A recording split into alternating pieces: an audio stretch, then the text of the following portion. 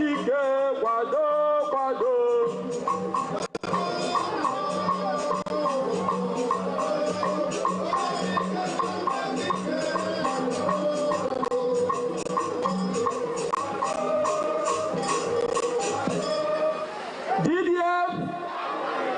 GDF,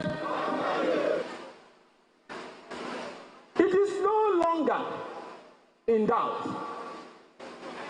that our state needs a new direction and leadership. Is it a lie?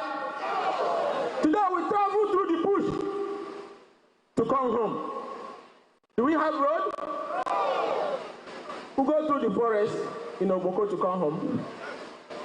That is why, as your representative, I fought and I campaigned vigorously and got the attention of the federal government to agree to budget 26 billion for the Umuchima, Gully, Roshan, and Kajoni roads.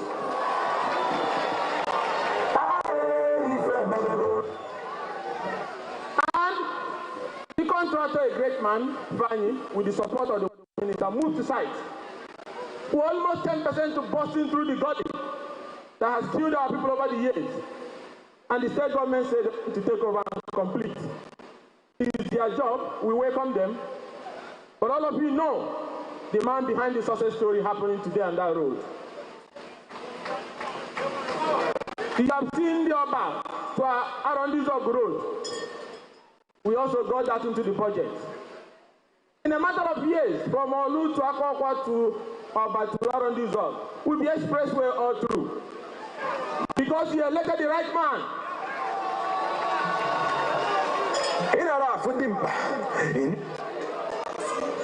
Today, our water campaign in all the communities, we are 22 mega water boreholes today, remaining about 30 or thereabouts for the whole community in Idaho to have water, because he elected the right man.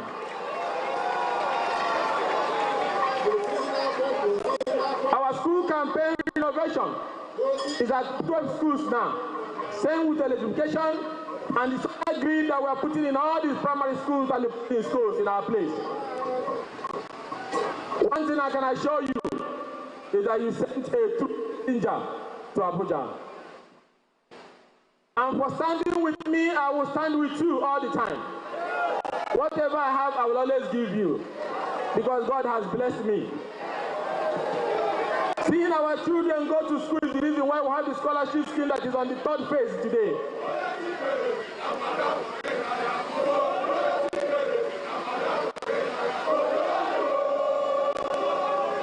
So today is not time for political talk. Tonight also, by 10 p.m., we'll have the praise night all through the night. We'll be having Chama Jesus, Chinyerudoma, Felice Ndukwa, and other hosts of legendary gospel singers here in this our compound today.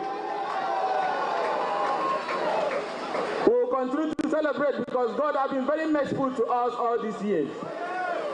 Our victory, our achievement, our consistency is because God is with us, and you people are with me. But there's one thing I will say today. We will not be found lacking in the battle to give Imo a purposeful leadership. Make no mistake about it. Imo belongs to all of us. We must raise the standard.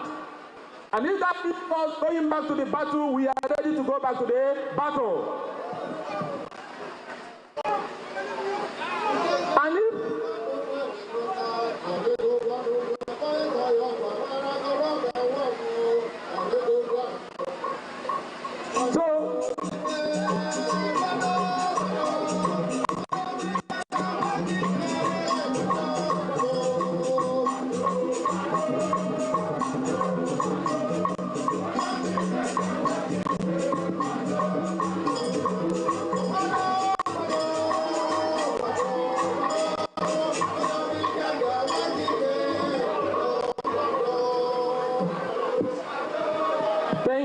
Thank you.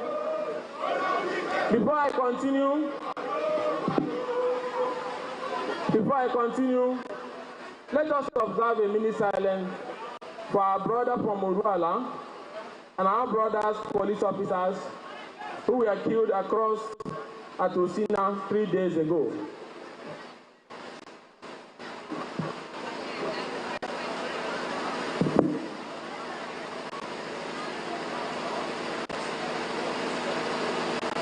Kachike nanke binigwe meka nkoro bihaz biko na ndokwa.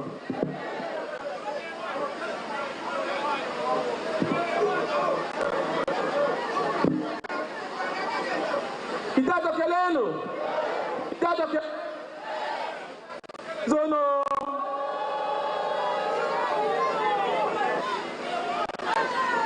So nkwanne kwuno bo. Ihe ọwụ na ndị Imo kpebiri so otu aka ga-esi mee ka Imo dị mma. As the state leader of the party in Imo, I will help to reorganize our people and lead our people to that glorious battle to rescue Imo State.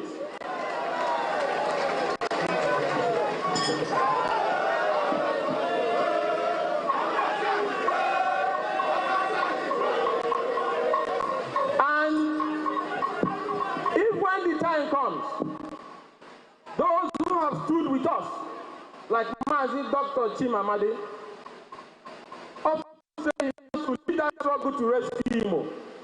I got put in a zoka, I got put in a zo.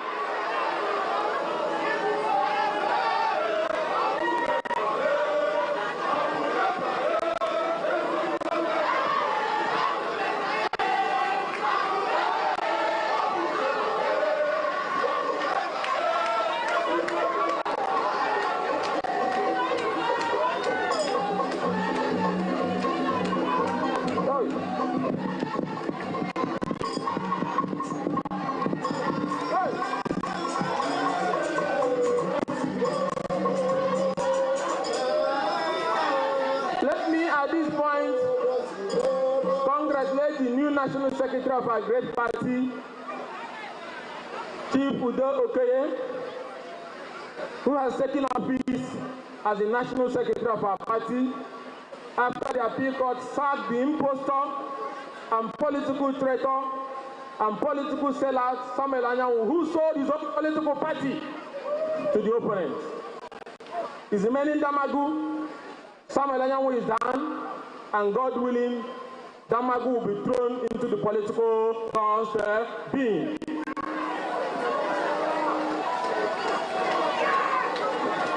We will not be tired of fighting them. We will not be tired of speaking up against them, because they represent political evil ravaging the country's opposition today. The impunity they have done in almost of the country, especially Rivers and other parts of the country, where they have sold our party to the opposition, to the ruling government, who will retrieve all those things. On that note, I will salute our very good friend, Seun Fubara, for raising the IGR to 100 billion and running a budget cycle without borrowing. You're a great economic tactician. We are proud of you. Your friends here in Nigeria, we are proud of you.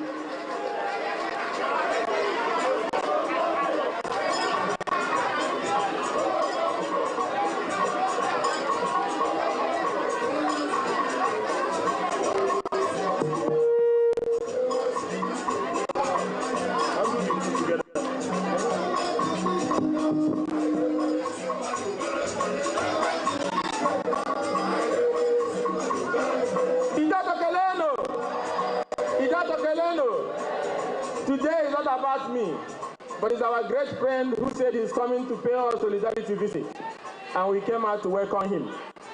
So I'm going to bring him on stage to greet our people. He has met with us inside. He has taken a tour around the whole place that was bombed last time, where our uncle and other people were killed. So on that note, I will invite our own brother, our own friend, Dr. Chima Amadi. And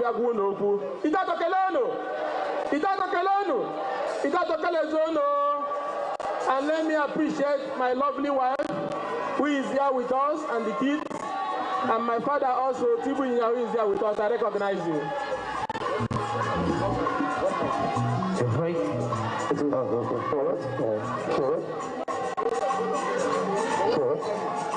Okay.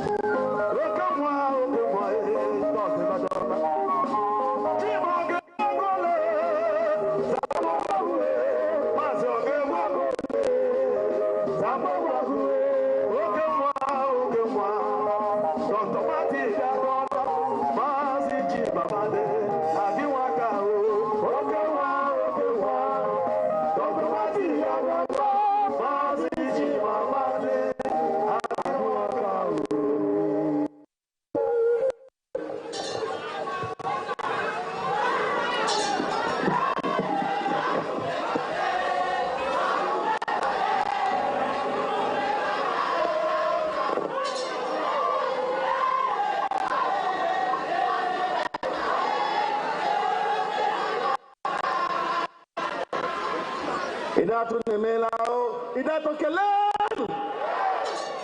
Madonna kwebae, madonna kwebae. Ta, idato kelenu, idato ngonu, idato birinu. Imosa kelenu, birinu, ngonu. Thank you so much. Thank you very much.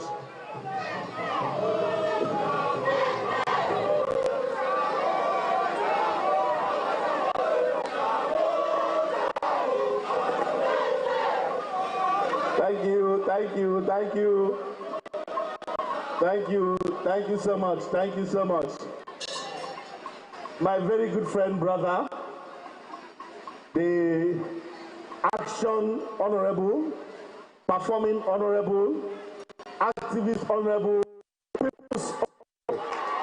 the Josie one. It looked like a prophecy when His Royal Highness called you Josie, one name in a Jetozi Ejita, Right Honorable Ikenga, Ikagwon, my brother, Ugotinyere, is a brother I'm proud of, and I'm happy that exactly.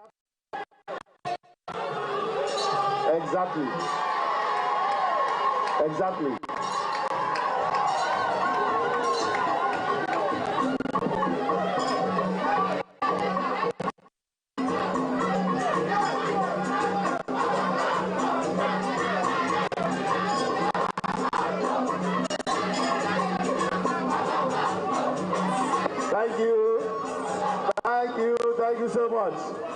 I was from home by the left. Since my father died 4 years ago, the man I've adopted as my own father now, our father, seated, I called him Okosisi, in his very beautiful, resplendent Aguada, Papekelemo. You see, the last time I was here, there was no celebration like this. The last time I was here, ice water. What we had here was like a war zone. There was blood of our brothers, our kids and kin, plastered everywhere. Buildings dynamited, blown up. In fact, it was a total destruction here. It was a miracle, and it's still a miracle, that my brother is still with us today. It can only be God. That was why we danced when we entered the arena to the glorious songs, the glorious gospel songs, giving God the praise. It can only be God. But I asked myself, I said, why were these people, why were these marauders, why were these beasts, why were these bandits intent on killing Ikenga, Ugotinyere? I was perplexed. In fact, I'm going to tell you people a story that will shock some of you. What happened that day would have happened a week earlier, because we got intelligence that some people have mounted surveillance for Ikenga. And so The flight that was supposed to take him to Imo State Airport was rerouted to Asaba. And in that flight was my family, every member of my family. They drove in here from Asaba, dropped Ikenga, and on their way going back to Owerri, my family was accosted by these bandits, numbering over 50. They were searching for Ikenga. In fact, the instruction was to make sure that nobody in that bus left that bus alive. Fortunately, my sister who was there was able to send a quick SMS to us, and we quickly escalated. That was how Ikenga survived the first attempt. Little did we know that a week later, they would not only stop looking for him at airports, but they will come to his home. And in so doing, we lost our people. Can we please at this moment, again, take a moment of silence for our dearly departed, those who paid the ultimate price, so that some of us will be alive today. I remember that very day when I was speaking, as I was hearing the shelling, the gunshots, and I called Ikenga. I heard a young boy at the background asking Ikenga, "Where is my daddy? Where is my daddy?" His daddy had been killed. Let us take a moment of silence that to those who have left us, that we will never forget, that they still remain in our memory. A short moment of silence, please.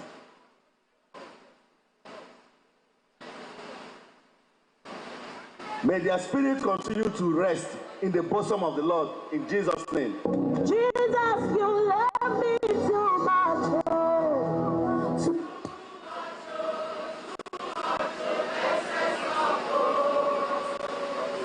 So I asked myself, why were these people after Ikenga?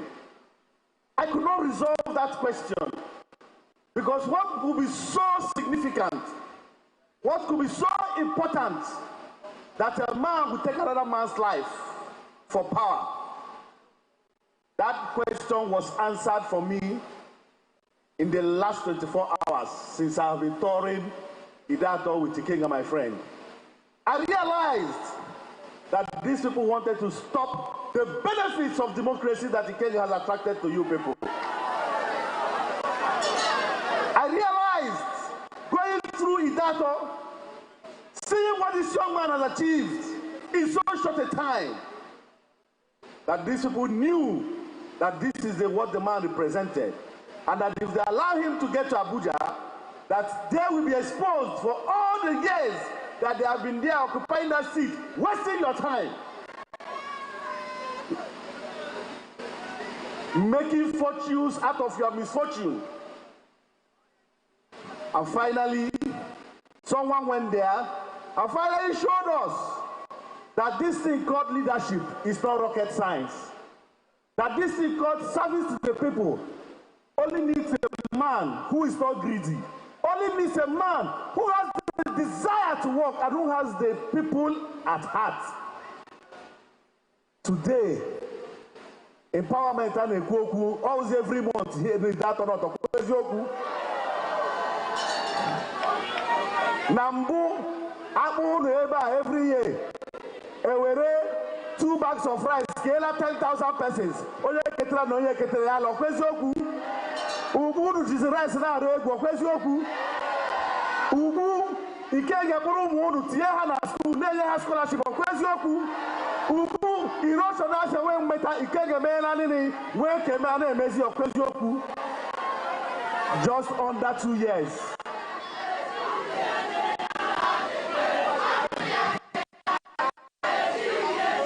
Just under 2 years.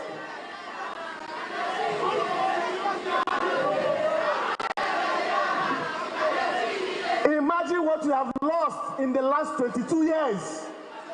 Imagine what you have lost in the last 22 years. I now understood why these people wanted to stop him. I also understood why the people of Idato said no. Even when Ikenga was on exile, he was not on ground on election day. I knew where we hid him. I told him, I said, my brother, my son, nothing is too big for you to sacrifice your life. We have already lost too many people. I said, if the Idato people love you, and if they know what to represent, you don't have to be there on election day. They will go to war for you. And you went to war for Ikenga. You went to war for Ikenga. You have done it again, Jesus, yeah. In your special way, what was impossible, you made possible. I remember that day. He called me, he said, leader, how do I mobilize my agents? I said, are your agents not from Idato? I said, if they are from Idato, and there's blood running in their veins, the revolutionary blood of the Idato people, they don't need your money. They will do the needful.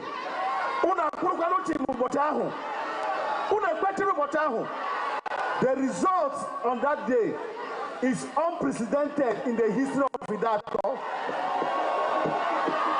Daddy, where they pamper, Daddy, where they bless. Forever you're my father. Now you they give me rest. When I look around, I see your faithfulness. I bow down on my knees, 'cause now you will be the best.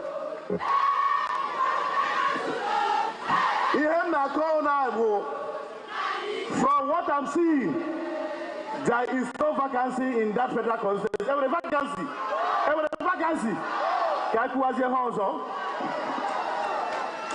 I also realize that the reason again is because the elites, those who govern you now, are the enemies of the people. And do you know why? Because they realize that the day that the poor masses realize the power that they have, their own is over. I have come today to do two things. Two things only. I have come today to thank Idato for what you have done. I have come here to thank you and to tell you that we need Ikenga for higher duties. And I've asked you for permission for Ikenga to join us for a higher duty. I've also come here to tell you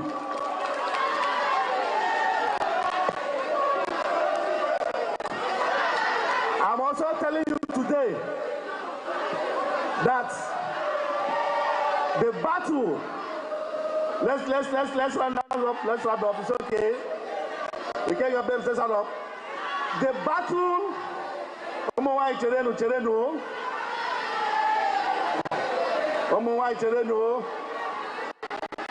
today, I want to announce that the battle to rescue our dear state from mediocrity has started.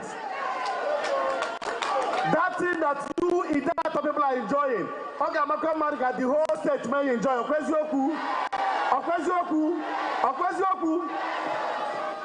I'm not a politician, but I can tell you something, that we shall do all it takes to make sure that the Imo that we see today will become the Imo of our dreams.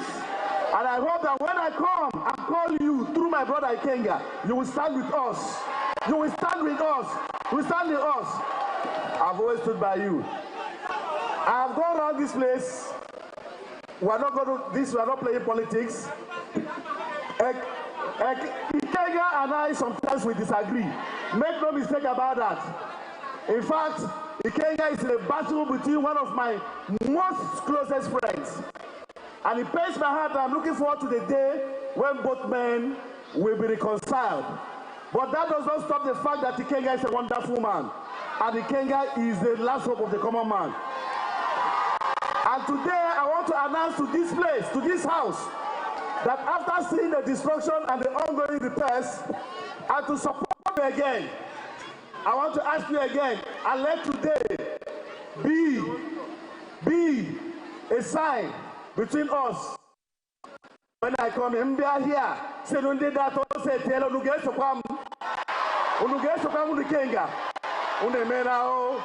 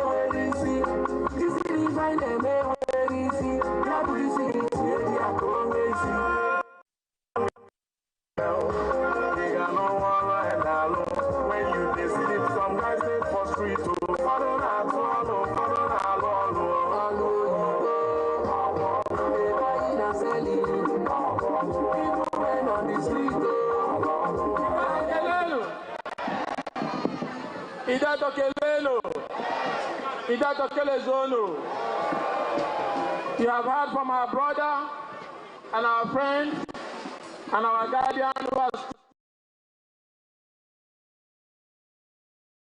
stood with us over the friend, Dr. Mazi Chimankpa Amadi Mkpadirimo Achawa Chimankpa. I ekelela gị for coming here today to show solidarity with our people and to sympathize with us for those unfortunate incidents that have happened to us over the years, and to pray that the new year we are entering tomorrow, there will be no such issues again. And I want to also thank him for the 50 million naira he gave to us today. Before he mounted the podium, he has already made the transfer to me.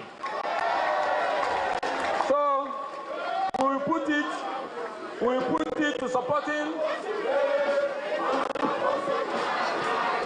We will put it to supporting the families that have lost their loved one in the course of this our political journey. And also,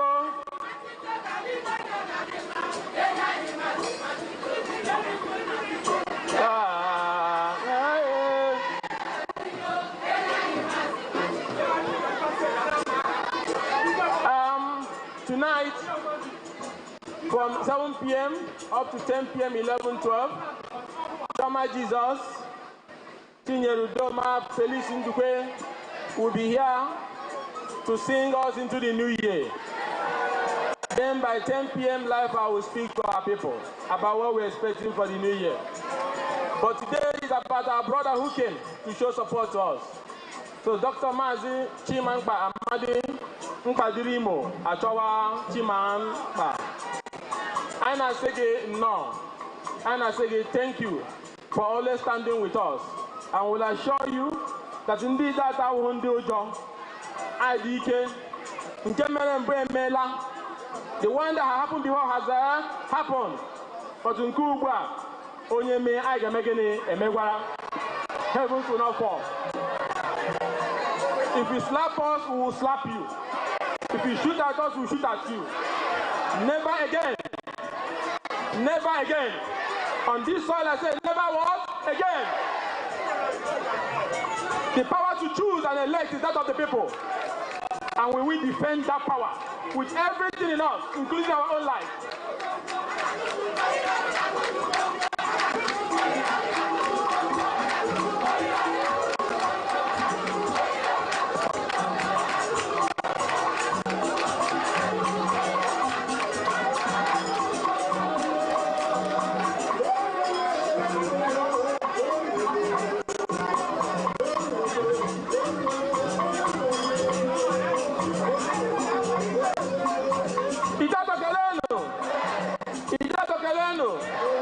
Sokelezonu.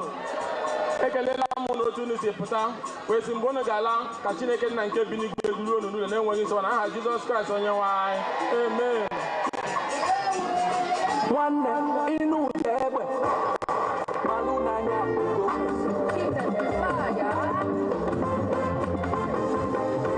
last my man mapụwa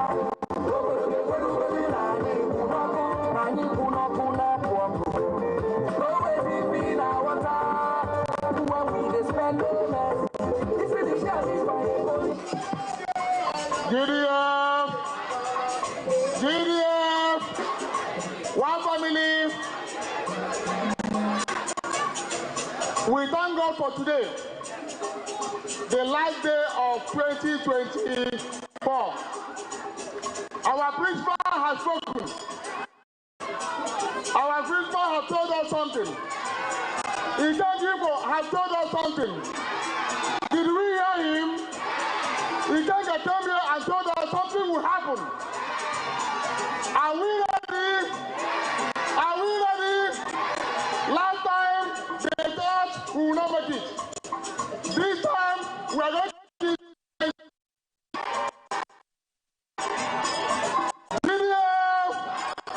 One family.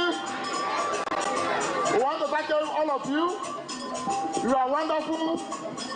Staying under the sun, the love is natural. The love is organic. Ikenga is the transformer of Idato North. The transformer of Idato South. Ikenga will soon become the transformer of Imo State. Congratulations to all of us. PDP, power to the people, for the last time. GDF! GDF! One family!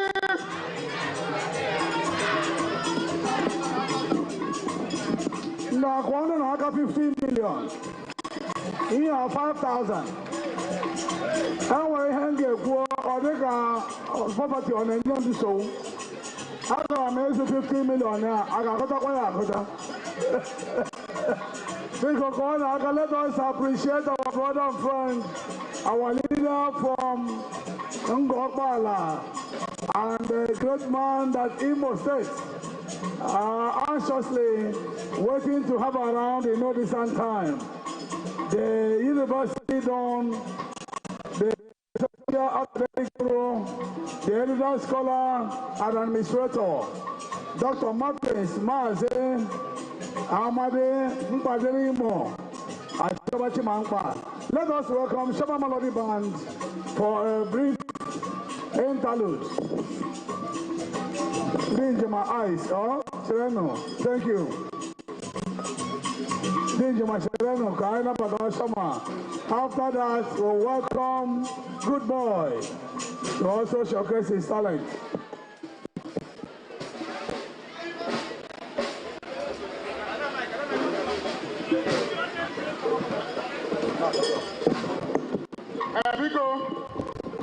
I am alive. Tamazigara, everybody go back to your seat. Everybody sit on your seat. Put a line of over wine at the end of today. But for now, everybody calm down. Go to your seat. Everybody go to your seat.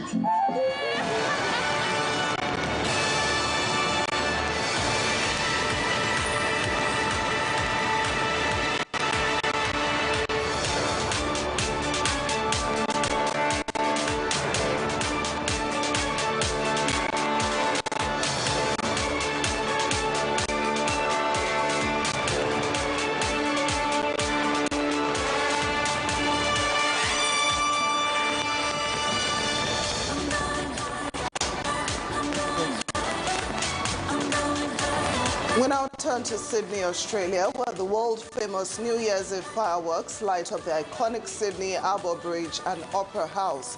Welcome to 2025 Australia. What a dazzling start to the year. Australia has officially joined the global celebrations And as we watch these incredible fireworks, it's clear why Sydney is known for one of the most spectacular New Year's displays in the world. Well, as the celebrations continue across time zones. Welcome back from the live telecast. We'll now continue with our regular programs. Stay tuned.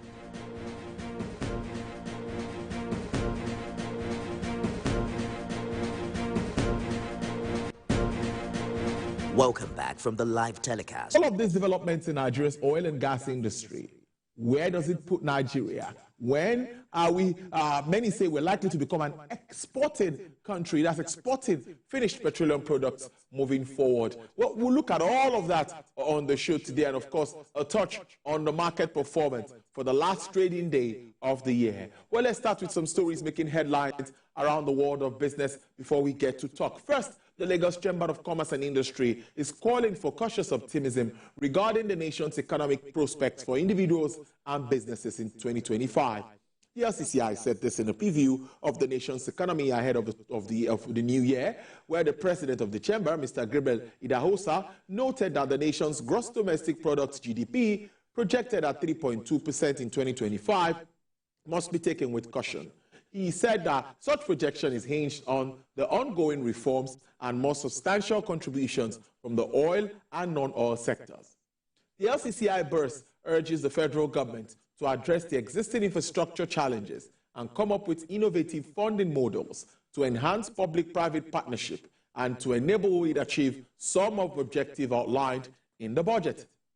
The Lagos Chamber is also urging the federal and state governments to prioritize key areas to enable it unlock sustainable economic growth and improve the well-being of Nigerians in the year ahead. Meanwhile, latest data released by the Central Bank of Nigeria shows that the currency outside banks surged to a record high of 4.29 trillion naira in October 2024, accounting for 94.2% of the total currency in circulation.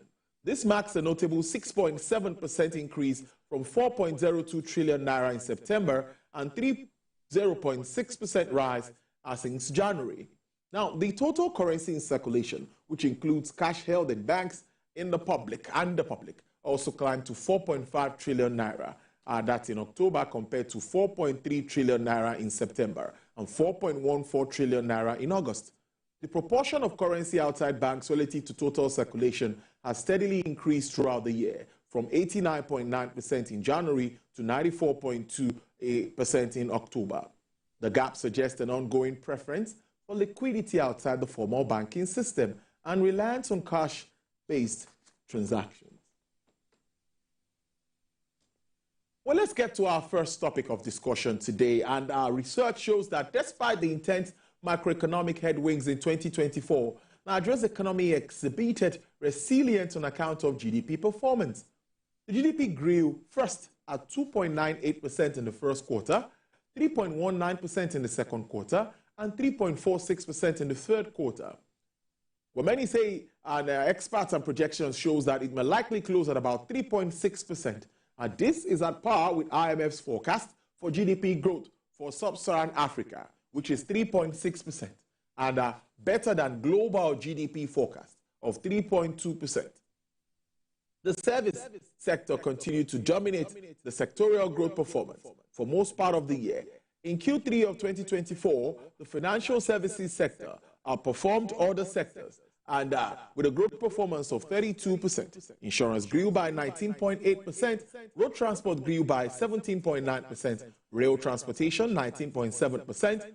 These figures are not looking too bad, but let's dig deep into some fundamentals surrounding these figures and, of course, some projections for the new year. Dr. Biodun Adedikpe is the founder, chief consultant, B. Adedikpe Associates Limited. Well, he joins me from the United States of America to continue this conversation today. Doc, it's good to see you. Thank you so much for your time. We appreciate this. Thank you so very much.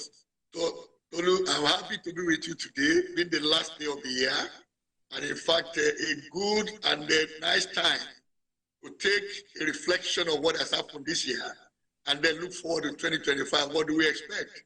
Thank you so very much for having me here. Indeed, it is good to have you. I think it's good to start with a recap of what we've seen in 2024. A lot of developments in that year. You will agree with me, bold reforms, fallout of the reforms, struggling and all of that, purchasing power of Nigerians. We can go on and on, but give us a review of those key issues or those notable things you've seen that has happened this year and where we are at the moment. All right, thank you so very much. Now, let me put this in perspective that when it comes to economic discourse, there are hundreds of statistics and data, which means it is a choice of the analyst of what to focus on and how to present it. And a lot of the issues come as ratios. And ratios easily also can be misinterpreted. And of course, on occasions also politicized in the way we interpret them. So I will stay within the profession, so to say. Now, there are 5 core elements we look at when we evaluate an economy, especially when you compare across different geographies. Number 1 is GDP in terms of the size. Now, if the GDP is growing, that means you are creating more value within your boundaries. And I'm happy you made reference to that, what I've experienced this year in Nigeria, and of course, how we are likely to close out today in the last day of the year. So in which case, if you look at the Nigerian economy, it has grown this year, which means we have produced more than we did at comparative periods or corresponding period of 2023, which is good news. It also means then that we are getting more productive. That is what that speaks to. So which is positive for the economy. The second thing we look at when we compare different countries' economies is the stock market performance. Again, if you look at the stock market in Nigeria, this year has been quite tremendous in terms of the growth rate of the index. As of yesterday, or the market has closed today also, a little lower than what we had yesterday, but above the 100,000, threshold. So now, when you have a stock market that closed at about 35% growth year on year, that also is a pointer to a positive development in the Nigerian economy. Of course, the third one is core inflation. Typically, what we call core inflation is take the inflation rate and back out food inflation and energy cost. Of course, we track inflation differently in Nigeria, in the sense that we look at headline inflation, we look at food inflation. Of course, we now pay into urban and rural. Now, when you look at this, yes, there is nothing to cheer much there. But we know the major element is food inflation. So the question then going forward to 2025 will be, what has the government done now? What do they intend to do in 2025? How will that impact the rate of inflation? Then unemployment, of course, which we have faced the reality today. Yes, not only that, we've chosen to measure it using the new definition by the International Labour Organization, which is now recognizing that being self-employed is also a form of employment. We're now looking at the number of hours that you are engaged, in which case in income earning activity. Of course, the fifth of them is government deficit, which is, of course, the area that is worrisome for Nigeria. So when you look at GDP growth rate that you said earlier on, positive for this year, when you look at the exchange value of the Naira, which unfortunately is where we dissipate so much energy, but we often forget that the exchange value of a currency is the outcome of the interaction of several variables, starting from how productive you are, what are you producing and selling to the rest of the world, and what are you buying from them. Once there's an imbalance in that nexus, it will affect the value of your currency. But what we talk about mostly is, oh, the Naira has lost value, the Naira has gained value. But the positive thing we are taking out of 2024 is that it has stabilized within a defined range, which is positive. So which means going to 2025, the question will be, how do we now build the capacity that will enhance the value of the Naira? If we look at oil price also, somehow it's been favorable, especially when you look at how it has behaved most of this year. The oil market has reacted on a daily basis to what is happening in China. The second largest economy in the world, but every time the oil prices move in response to what is happening to the Chinese economy, and now their own government is responding. The latest stimulus, as you mentioned in the Asian stock market, even in the US, the latest stimulus announced by the Chinese government a couple of days ago is what has now stimulated the markets. The markets are now upbeat. Okay, Chinese economy is likely to grow next year. If it grows well, then that is good news for the demand for hydrocarbons, which of course will also impact Nigeria anyway. We are producing more now, no doubt. Later data put out by Central Bank puts November output at 1.49 million barrels per day. So which of course is good news for Nigeria compared to where we were in 2023. That's improvement.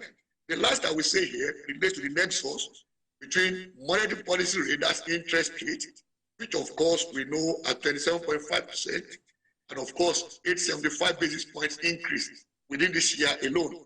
But that of course has to, side. There are pros and cons. The pro is that it has made Naira assets attractive and therefore made a lot of portfolio investors to troop into Nigeria. And we see that in our capital importation, with the figure for the first 3 quarters of this year at $7.53 billion, significantly is higher than the whole of 2023, the whole of 2022, the whole of 2021. So we are looking at getting back to 2019, 2020, if this is maintained. So all of these are positive signs, but they point to areas where there is still more work to be done. Thank you very much. We are going to get to that point where more work needs to be done. Now, I'm looking at the dashboard, the macroeconomic dashboard as prepared by you, of course, and a very interesting document here. And I'm taking you straight to the 2025 proposed fiscal budget and, of course, debt servicing. Let's look at some of these projections as assumptions. Exchange rate, 1,400 Naira to $1. Crude oil benchmark at about $75 per barrel assumptions, and production estimates at 2.06 million barrels per day. The focus is stability, efficiency, sustainable economic growth. I hope this is not too ambitious. What is your understanding of this spending plan? Well, for me, it is not too ambitious, and I come from the perspective of one, what is the situation of the oil market, which I just explained.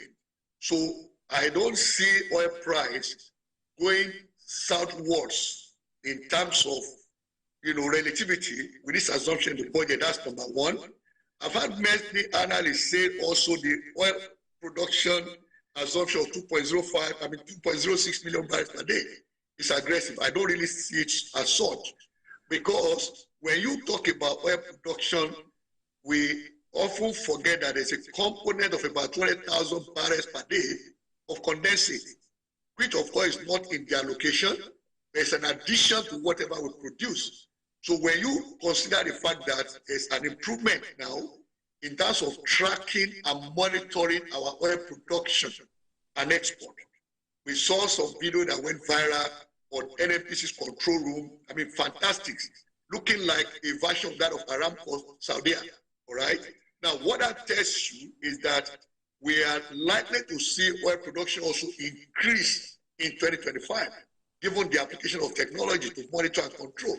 So if that happens, and then the new investments that we also see that are coming to that space, now notice also, like Shell divesting its onshore assets, but it is to, an indigenous firm that will still be producing. So in which case, we are not losing out in any way in terms of OIC's divesting.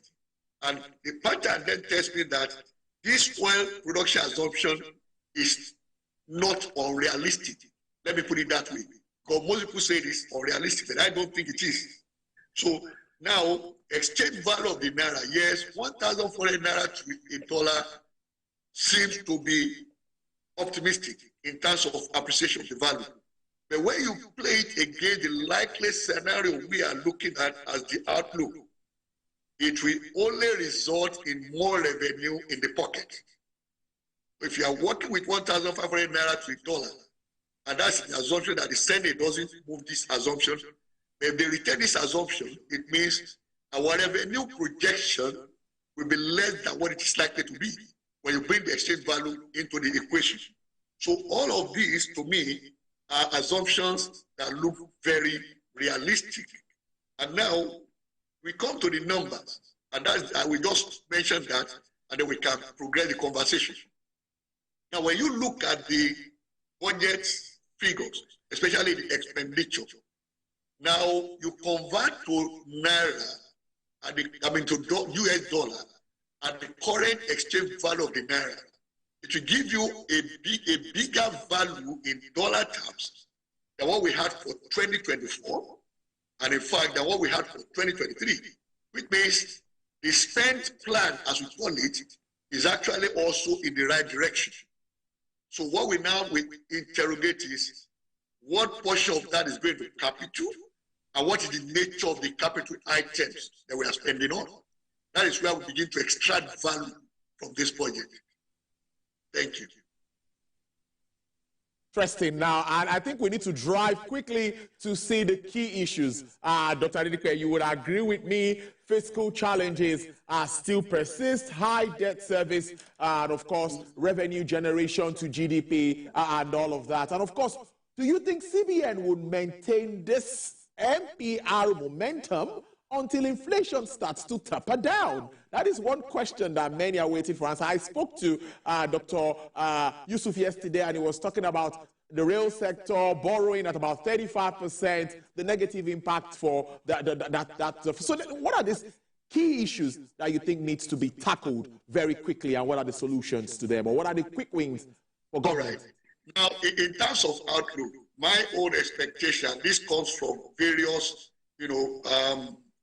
let me say, indices that we watch in forming opinions about where interest rates will go. Number one is the indication, we call it rate guidance, given by the central bank governor, who said the CBN itself also is looking at the MPR being now to go in the direction of reduction next year.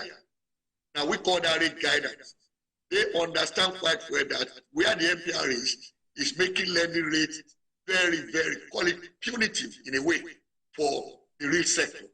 So the CBN has already, admitted that, and of course, our standard indication that the MPR will likely be reduced next year. So that's part of our outlook. We expect the MPR to drop in 2025.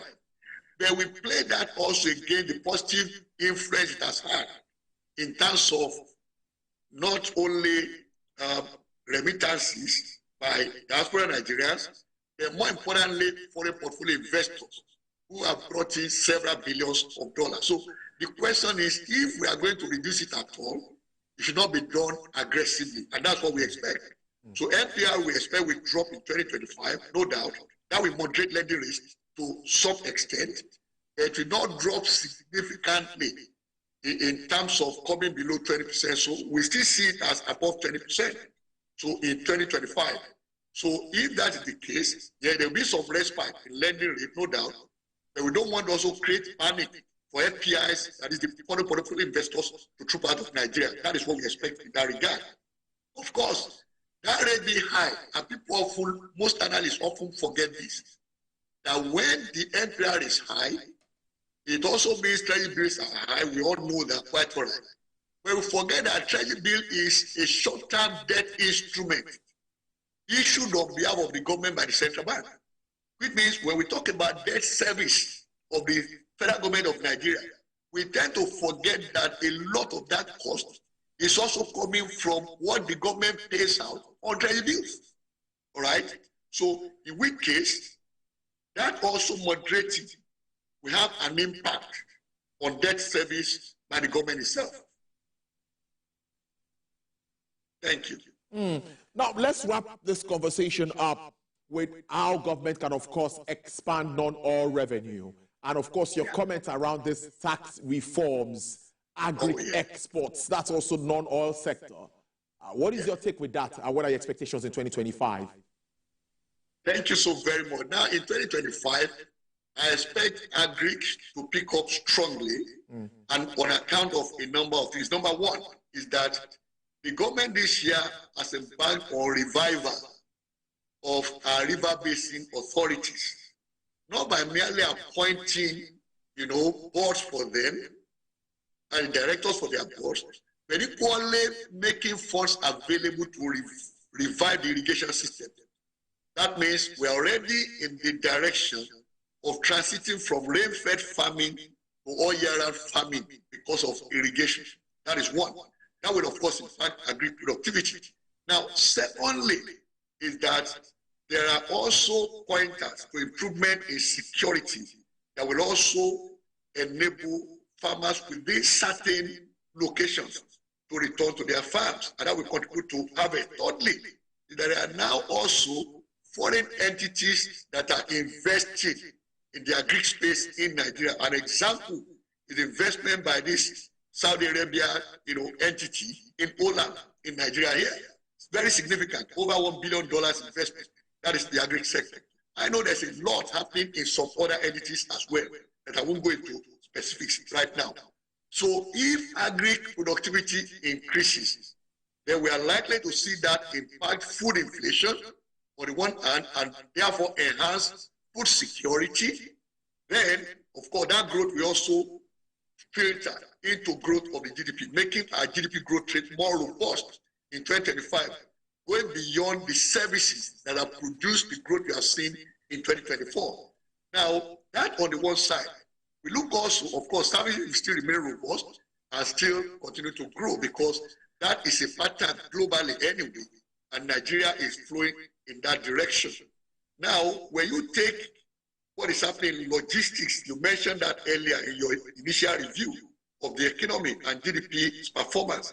Logistics is also a space that is getting better by the day in Nigeria, in terms of players, in terms of new assets, and of course, in terms of efficiency.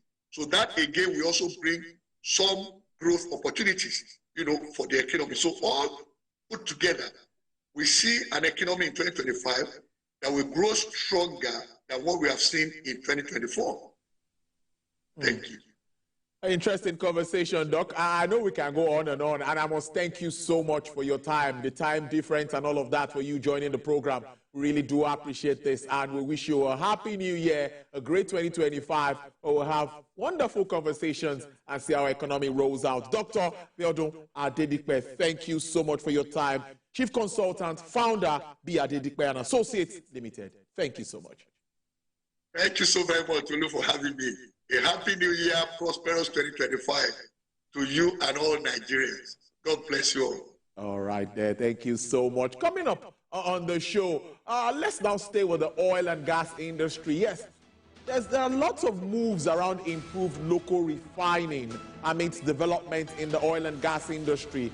Yesterday, Warri Refinery is back, Port Harcourt is back, and a lot of moves there just trying to improve local refining. Well, a former member representing Just Southeast Federal Constituency, Mr. Dachung Musa Bagos, will join me live from our Abuja studios after this break to talk more around this. This is Business Nigeria. Don't go away.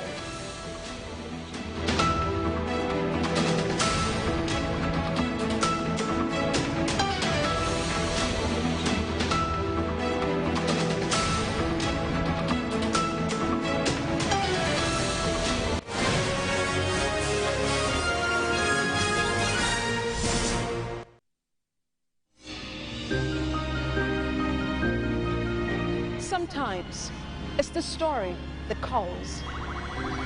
At other times, the people just want to be heard. School, I need students, but I need teachers. Can't continue like this. Their voices re-echoing through time itself. We haven't done anything. If the tide is high, everybody run for safety. Their tears leave a sweet sour taste for all their demands. A familiar call beckoning for change. In our world, no one expects a disaster to happen. But when it does, we'll be there to x-ray all sides, from the east to the west, North and South. Community Forum will examine the oddities and challenges to economic development, as well as issues yearning for government intervention. Watch fresh episodes of Community Forum on Sundays by 9:30 p.m. only on TVC News.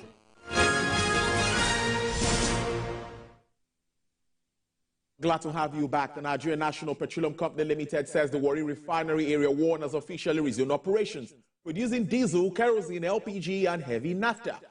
The Group Chief Executive Officer of the company, that's NNPCL, Mr. Melekiari, spoke during the tour of the facility yesterday. This plant has 3 stages. We have started the plant 1, which is, we call it Area 1, the fuels plant. It is able to produce AGO, kerosene, naphtha, and also a blend of fuel oil.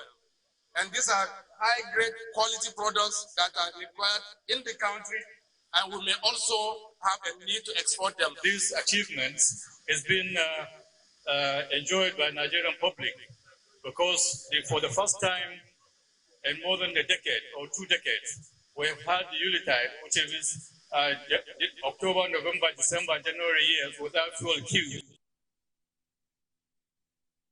Well, let's talk more about this. And a former member representing Jos Southeast Federal Constituency, Mr. Dachung Musabagos, joins me from our Abuja studios. It's good to see you. Compliments of the season. Yeah, good afternoon, Tolupo. Good afternoon, Nigerians. Compliments of the season. Praying and trusting God that we have a very wonderful new year in a couple of hours to see the 2025. Indeed. I remember our last conversation, a lot of uncertainties then, you know, looking at the moves of the NNPCL, all that was being done to revamp the refineries. But today, it's another story. First, Port Harcourt is on stream, and yesterday, Warri, in a portion of Warri, that's Area 1 of the facility, is also functional. What is your understanding of all of this, and what does it tell you about the face of Nigeria's oil and gas industry at the moment? Yeah, well, I wouldn't be partisan about this. I'm excited as a Nigerian that seeing what we have talked about for many years, especially being in the National Assembly, what we have queried in the budget, even before the PIA, our concern for the Nigerian refineries to come upstream and to really be functional. So seeing Warri coming up yesterday after some weeks that Port Harcourt came up, like, I'm excited as a Nigerian. Let me say I'm proud to be a Nigerian at this very point in time, that, that my generation really could witness what the previous generation witnessed when those refineries were working. And so this is an exciting news. This is very commendable. And again, this is, if there is nothing the president will take as an achievement, he should be excited to celebrate this milestone that the management of NNPC have kept to their awards under the leadership of Melekiari at this particular point in time, that look, this is now working. This is what we want as Nigerians, because this is what we call governance. From the opposition part of it, yeah, I'm not APC member, but again, seeing something work in Nigeria, I'm excited that, look, if we can have every sector that we have complained about in the past, and that we have budgeted funds in the past from the National Assembly, that truly we see value for money, it should be commended. And so this is something that it's quite commendable, and I pray that the management will continue with what they have started. And again, it's not just about coming upstream. You know, monitoring what has come up now it's quite important, because still commendable to the NNPC They launched the monitoring command center, PMCC, which will be able to monitor all the operations, how the movement of crude and so on and so forth. So it shows that it's not just for it coming upstream, but they are moving into technology to see that, look, technology, it's part of running NNPC. So it's something that it's quite commendable. And again, when going further, in as much as we had challenges in 2023, an issue with the removal of fuel subsidy, to some of us then, we expected that, look, let the refineries start working before the removal of fuel subsidy, because once the refineries are working, we can now produce, we can now refine our crude, and when you remove fuel subsidy, Nigerians will not feel the impact. So now that the refineries are working, so it's another assignment to the president to look at how can he be able to match action towards that, look, high cost of living, because Nigerians want to practically see that high cost of living has come down. Now we no longer have excuse that we are either importing PMS or petroleum products. Within the next 6 months, we should be able